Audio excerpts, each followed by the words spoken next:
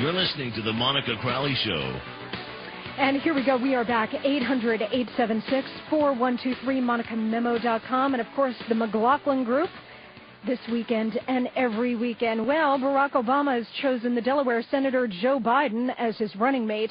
We've been talking here about the abortion issue, which I believe is going to be somewhat of a sleeper issue in this campaign. I think it's going to have a lot more influence on the way people vote once they find out that Barack Obama is the biggest abortion advocate the Democrats have ever nominated to be their standard bearer heading into a presidential election. Now, his running mate, Joe Biden, has voted against partial birth abortion, and good for him, but he's still running with the biggest abortionist the Democrats have ever put up. Period. And so now he's going to have to toe that line because the guy at the top of his ticket believes it. I also came across this on the Politico website this week, that they discovered that when Obama was the head of the Harvard Law Review, he wrote one piece for the third volume of the 1990 Harvard Law Review. So this is 18 years ago now. So, you know, keep in mind this is a long time that he has been obsessed with the killing of the babies. He wrote in his piece, the question was about whether unborn children have a legal right to sue their mothers for damages sustained during pregnancy, you know, if they become addicted to drugs or alcohol while they're pregnant. Obama wrote in this piece, no, that these kids do not have a right to do that. And then he went on to write extensively in support of Roe versus Wade. He wrote, quote, the case raises the broader policy and constitutional considerations that argue against using civil liability to control the behavior of pregnant women. And then he wrote this, in discussion of abortion itself, keep in mind this is 1990, 18 years ago, Obama wrote that the government has more important business than, quote, ensuring that any particular fetus is born. So this is not something that is new for Barack Obama. He has always been obsessed with the killing of the babies. Joining us right now is Jill Stanek. She is a registered nurse in Illinois who saw firsthand babies born alive after botched abortions and then left to die. Her heartbreaking story now has become a focus of this presidential campaign because Obama would not support a bill to protect these babies who are being born alive. Her website is JillStanek.com. Hi, Jill. Hi, Monica. Thank you so much for being here. And I've got to tell you, I read your story in David Freddoso's book, The Case Against Barack Obama, and it disturbed me so much that I couldn't sleep that night. Oh. Tell us what happened on that day in 1999 when you literally held a tiny baby left to die. I was working at Christ Hospital on the southwest side of Chicago and didn't know that they committed abortion even for a year after I worked in labor and delivery, but found out that they did, and that the method of abortion that they used, called induced labor abortion, sometimes resulted in babies being aborted alive, and if they were aborted alive, they were allowed to die without any medical intervention whatsoever.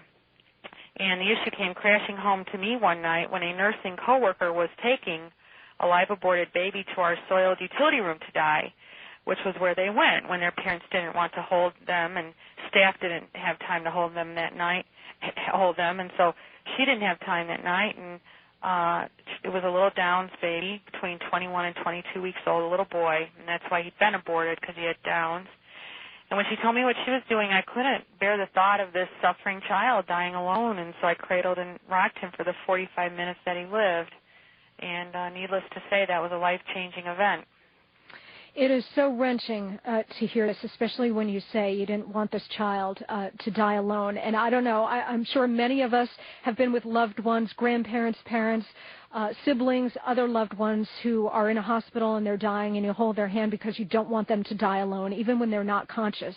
And to hear your story where you picked up this stranger's child and held that baby because you didn't want that baby to die alone, I mean, this is some of the most wrenching thing that I've heard in a long time. I know that you were asked, Jill, to testify before Obama's State Senate Committee in Illinois when this issue came up, and you related this very emotional testimony. Can you tell us what his reaction was?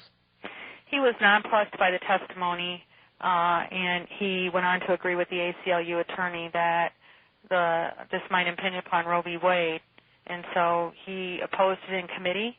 And he went on to take a lead in overturning this not allowing this law to be passed by being the sole senator to speak against it 2 years in a row because it kept getting defeated and reintroduced. And he brags on his website that he strategized with Planned Parenthood to overcome this bill the first year by voting present, he thought, so that he could draw squeamy pro-aborts from voting yes, because this was a bill about infanticide, to at least voting present, which is the same as a no vote in Illinois. And he was successful until the bill didn't pass until after he left. We're talking to Jill Stanek. Her website is jillstanek.com, and Jill is now a pro-life activist. Jill, let me ask you, because you used the word infanticide, and I've been thinking about this over the last week or so. Could it be that Barack Obama doesn't consider this kind of thing with born alive babies born after or strong enough to survive a botched abortion, that he doesn't consider it infanticide because he doesn't consider those babies infants, that he considers them abortions? You're actually right, Monica. There's a lot of fodder to get to the bottom of his mind because he was the only guy speaking against it, and he had long speeches.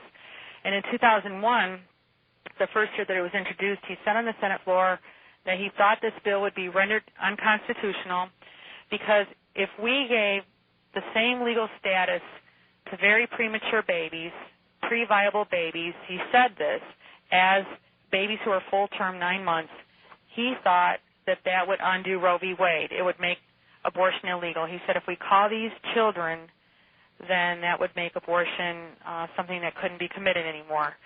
So, in other words, in his mind, pre-viable babies in particular, no matter if they were born or unborn, had the same non-person status.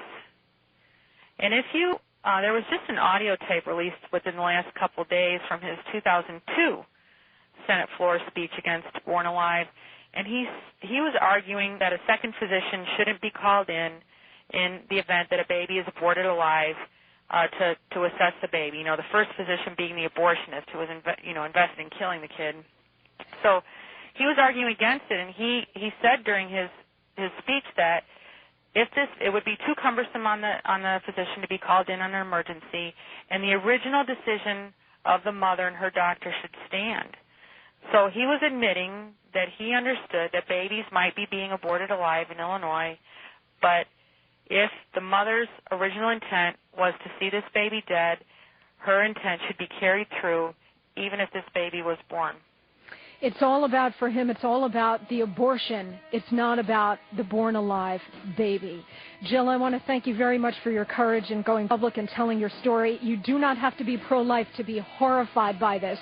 Barbara Boxer, the biggest pro-abortion advocate in the U.S. Senate, is horrified by this, but Barack Obama is not. Jill, thank you very much. We appreciate your time. Thank you, Monica. You bet. Jill Stanek, S-T-A-N-E-K, JillStanek.com, 800-876-4123. I'm Monica Crowley. Back in a moment. The Monica Crowley Show.